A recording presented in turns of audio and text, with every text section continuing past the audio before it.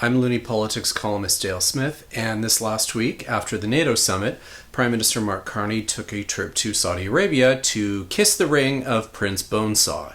Now, this was a trip that was intended to foster renewed relations and investment, and it came off a bit kind of gross and icky as Carney spent the time patting himself on the back for renewing these relationships.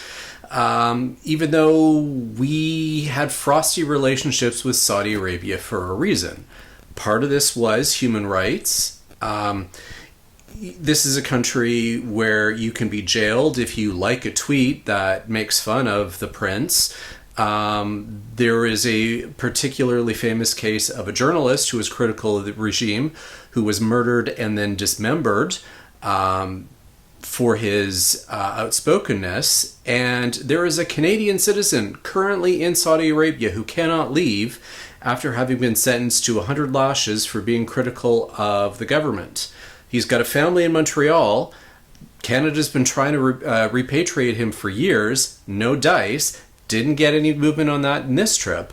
But, you know, we're supposed to be all very aware of how important Saudi Arabia is economically, and so we're going to bend the knee and kiss the ring. It raises a lot of questions. Part of the agreements and the MOUs that Carney signed included things like economic development, foreign investment protection and promotion, science and development, particularly around digital asbestos, but also people-to-people ties.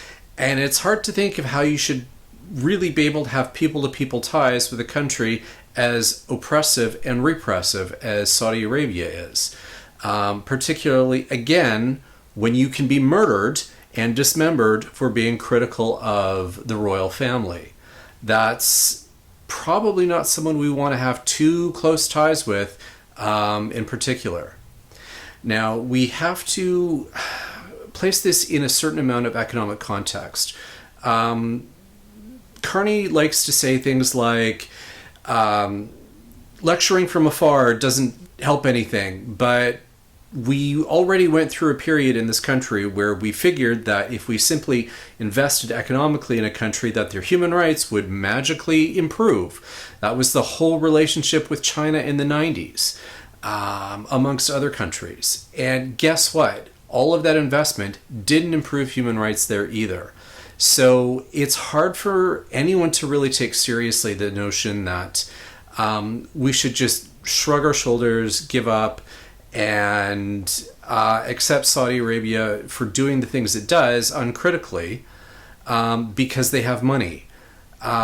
If the whole point is decoupling from the US because they're now a fascist regime who has a mercurial leader who can't be trusted to make agreements with, I don't know that Saudi Arabia, with its own particular record, is any better. And we haven't gotten an actual real explanation from Carney as to why he thinks this is, a better case and, that we should simply trust him. Well, in something like this, I'm not going to trust. For Looney Politics, I'm Dale Smith.